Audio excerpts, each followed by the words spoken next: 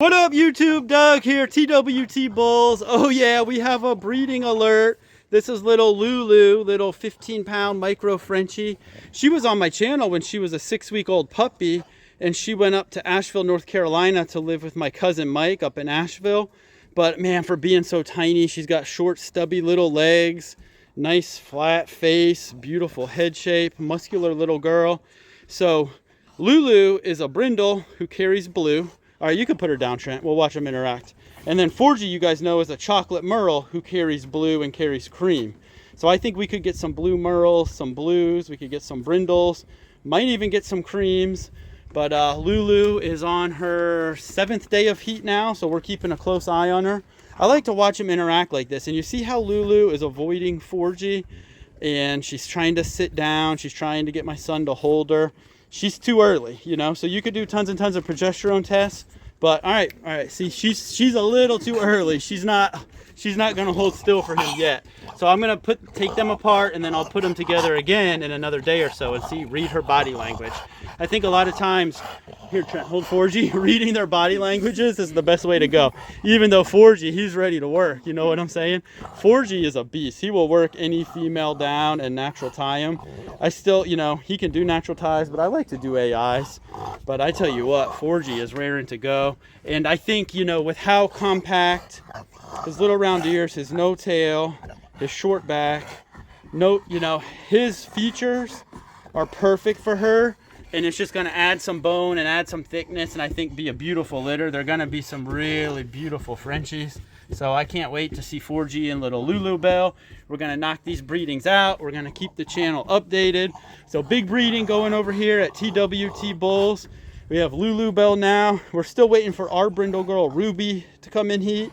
And then our piebald girl who carries chocolate, Rainbow, to come into heat. So those are going to be our next 3 litters. Little Lulu here, and then Ruby, and then Rainbow. But I'm real excited about this matchup. I mean, this girl is, for being so tiny, she's stout, she's muscular, she has a killer head shape.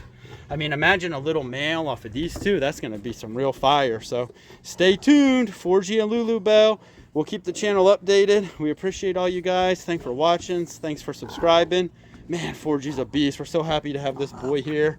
He is a tank. And yes, I am taking Frenchie to a show April 9th in Atlanta. So we'll have him out at that show. But again, guys, stay tuned. We appreciate you. We'll catch you on the next one. All right, guys, I'm out on the back deck with little Diesel. This is a Diego and Paloma son. He flies up to Rhode Island tomorrow. I'm really going to miss this little dude. So I wanted to do a video on puppy essentials. When you're getting a puppy, what are the essentials? And the first thing I would say is, you know, when you're getting a Frenchie puppy, if you're just finding a puppy on a classified ad, even if you know all the color DNA and you got good pictures of parents, that's not enough research to me. You know, I want to be able to go from maybe that classified ad and see a website or see a YouTube channel or see a Facebook or Instagram page where I can get a better idea of the adults, of the puppies that the breeder produces, of the way he cares for them, of the way they live.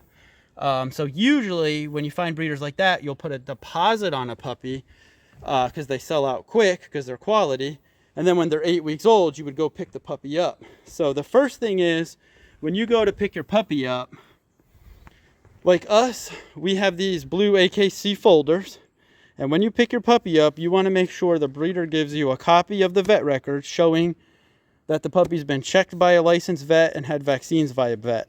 Just giving like stickers or saying that you gave your own shots, to me that doesn't cut it. When you go to your vet's going to want to see what they had done so they know how to give the next set of vaccinations. The second big thing is the AKC papers. You want to have the AKC papers in hand when you pick up your pup. And when you open your AKC papers, look for this little box right here. If there's 3 numbers in that, that means you have full AKC breeding rights. If that box is colored in or blacked out, you're getting limited AKC paperwork and you don't have breeding rights to that dog. So those are the big things paperwork wise. I mean, there's a lot of other stuff that can come, a lot of toys and treats and dog beds and stuff. But the vet records, the AKC paperwork, those are the big 2. Whether you're picking the puppy up in person or whether you're using some kind of transporter. At 8 weeks old, when you get your puppy, that should definitely be, you know, included. That's huge. And then when you get home, it's really nice to have a nice little dog crate, a little dog bed, you know, the puppy food, all of that. That's all good. But man, look at this little guy. I like to try to keep feeding the same puppy food the breeder was using if possible. And if you're going to switch to a different brand food, then you can kind of mix it in and do it slowly so you don't upset their stomachs. But this little guy, so he's going on the plane tomorrow. I'm really going to miss him. He has all the little features that I really look for and like in a puppy. And for 8 weeks old, I mean, geez, he's very like small but thick, you know, heavy bone, big head, but 8 weeks old, and he is 4.4 pounds. So man, he's a cool little dude. And that's funny to me because a lot of these Frenchie guys, they think the color the dog is or the colors it carry constitute quality, or a lot of times they think just being a lightweight constitutes quality. But for me, you know, I'm looking at the face. How flat is it? What do the face ropes look like? I'm looking at how thick and short the leg bones are. I'm looking at the ear set, the tail, the top line, the rear. So to me, what constitutes quality, and to what other breeders, what constitutes quality, can be a lot different. So it's just interesting, you know, when you research a breeder, you want to know, like for that breeder, what to him constitutes quality, and make sure you guys match up on the same page.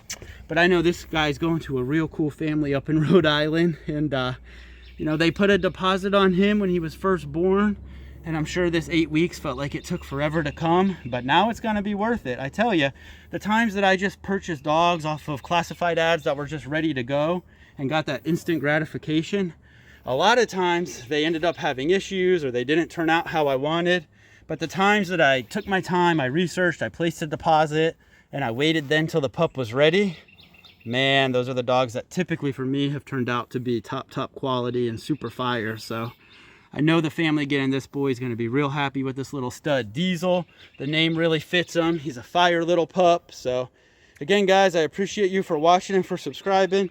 Can't wait to produce more little Frenchie pups like this little dude. So stay tuned. We'll keep everybody updated, and we'll catch you on the next one.